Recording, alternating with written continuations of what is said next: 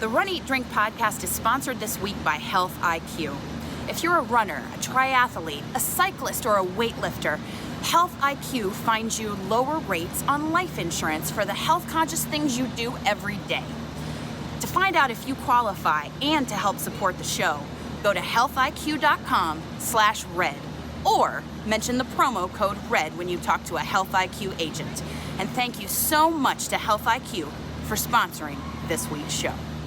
Hey everybody, it's Amy from the Run, Eat, Drink podcast at runeatdrink.net. It's Wednesday. It's our normal publishing day for our episode. And we were at Gasparilla last weekend, which is what we want to feature this week. But tonight we want to do things a little differently. We have a very special guest who came on the podcast this last weekend. You might know him as one of the greatest runners in America, in the United States of all time, Meb Keflezighi. And he took time to talk with us on our little podcast. So we thought about the interview that he did with us and trying to intersperse it with the running and the eating and the drinking that we did in Tampa, which was a great time. But this is a once-in-a-lifetime interview. So tonight we're going to release it as a whole episode.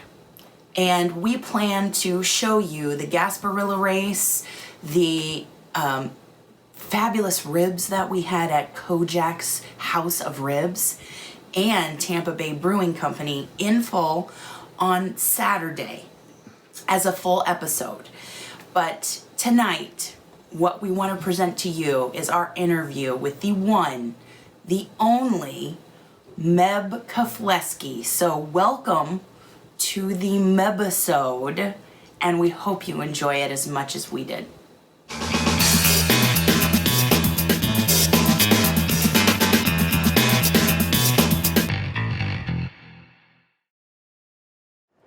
Oh, hey everybody. I am so excited to be here at Gasparilla with a man that needs no introduction, Meb Keflezighi. He is a silver medalist from the Athens game in 2004 and the New York City Marathon champion 2009, and a very special Boston Marathon champion in 2014. He is someone, we listen to his book, Run to Overcome, when we are training. And when you ran in Rio, I can tell you I was at a work meeting and I had headphones in during the meeting to listen to you run while I was at work, which I just couldn't help it because you are so inspiring. So thank you so much for taking time to talk with us on the Run, Eat, Drink podcast. Thanks for having me. It's great to be here with you, and I look forward to sharing some of my story. So I know your last marathon was in New York last November. And how's retirement been treating you since you ran your last race?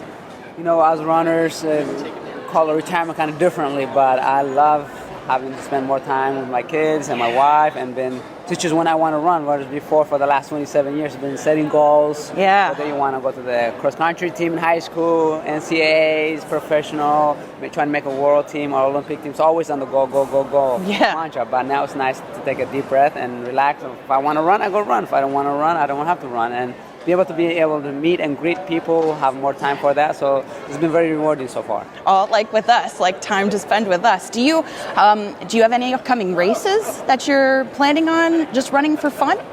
Oh yeah, I mean, I'm here in Gasparilla, just been making appearances, but there's a Vermont relay that I'm going to be doing. There's Indy 500, Indy Mini that I'm going to be participating in the half. So yeah, there's great races that there'll be maybe some local ones in San Diego, but also be participating in some marathons and whether it's New York and Boston, other things, maybe do for charity. Oh, wonderful. So the only time to do a marathon is charity. For charity, right. Well, you do a lot for others, and you're such a positive role model for people who are running, regardless of whether they are young kids just starting out, or people like us who picked up running, close to 40. So you have a foundation. And can you talk a little bit about that foundation and what you do for the community? Oh, most definitely. Running is a beautiful thing. It's where and when you start, and having going your pace and to the destination of 8K, 5K, 10K, half marathon or full marathon, and just your own pace, your own journey, and with many thousands of people around you. But on behalf of the Meb Foundation, maintain excellent balance through health, education, and fitness is giving back as much as I can, whether it's gears to kids and jerseys to kids that need it, and for the people that have everything, anything they need is advice about nutrition, academics, goal setting, because as 20,000, 30,000 people participate each weekend on different races, why not help the young kids to set goals and time management, perseverance, hard work, and that's hopefully the goal of the Meb Foundation. Before we get back to the show, we want to take a minute to thank our sponsor, Health IQ. Health IQ is a life insurance agency, but what makes them so unique is that they reward people who make healthier lifestyle choices like runners, weightlifters, and triathletes. You can submit data from applications like Runkeeper and Strava to find out if you qualify for lower rates on life insurance. So, how can you learn more? And help support the show, of course. Go to healthiq.com/red or mention the promo code RED when you talk to a Health IQ agent. And thank you so much to Health IQ for sponsoring our show. So MEB stands for Maintaining Excellent Balance. Absolutely, I try to do that every day of my life. I think you are a wonderful example of that. So also, this is, I'm not going to lie, just selfishly, this is the Run, Eat, Drink podcast. And we like to feature destination races where you can accomplish a goal, and then local eats and great beverages to celebrate the accomplishment. So if I can indulge myself, what is one awesome running experience, a place where you like to run, or a race that you really think has been an amazing experience? I'm going to go through that chapter of my life next, but in the past 27 years, it's been go to cities, and I've been very fortunate to travel around the world, all the way from Asia, Europe, and South America, and the United States. All over. So, but usually it's like very not time for indulgence because strict diet, But I love I love having red wine. That's my things to go to for drink now, and then I like to indulge. I have sweet tooth. And, as you said, run, eat, and drink is the thing that I do every day, and everybody should enjoy it because, you might be strict diet for half marathon or marathon, but then you can go to the destination point and afterwards, have fun and indulge yourself. Yeah. And for me, some of the places that I have run, obviously San Diego, Mammoth Lakes, I've done, Florida, quite a bit here, especially in Tampa, and having a glass of wine is nice. Yeah. And family members here, and then also going to Stockholm or Brussels or Paris, and there's a lot of great places, including the United States. What you have seen must be amazing. What's one of the most inspiring experiences you've had at a race? I think the most inspiring that I have observed is, Boston Marathon.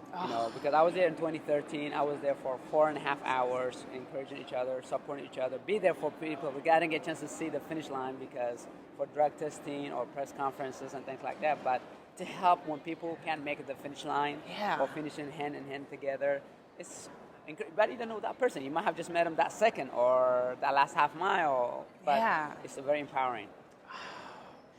Meb, I cannot tell you how inspiring you are, and the journey that you've had and the example that you set for your family, for the family of runners that you inspire. I mean, we are back of the Packers, but we have watched you, we have listened to your books, we have been inspired by your journey here with running, and we can't tell you how much we appreciate you coming on our tiny little podcast and taking time to talk to our viewers about the things that you do and what makes running so great. So the power of running is we inspire each other and encourage each other. Depending how middle of the pack, the back of the pack, front of the pack, we're going the same journey. Different ability, different talent, different time of when we started.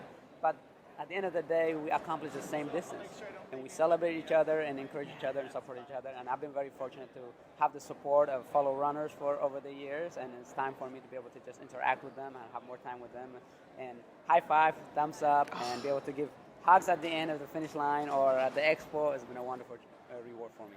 Thank you so much. Really, Thank you so much. really. Appreciate it.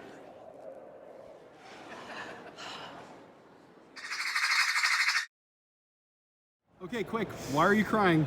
Because I just got to interview Meb Keflezighi. I can't believe it, and I can't wait to share it on the podcast. I'm so excited. Gasparilla is amazing. What was it like meeting one of your heroes? Well, I mean, you see him cross the finish line at Boston, I think was the most, I mean, I watched that documentary over and over again, especially when we're preparing for races, and it is amazing to meet somebody who values maintaining excellent balance. Like he says, it's what he's done his whole life. Education matters, training matters, racing matters, family matters. It's all a balance, and to see him and actually talk to him in person and be inspired by him is amazing.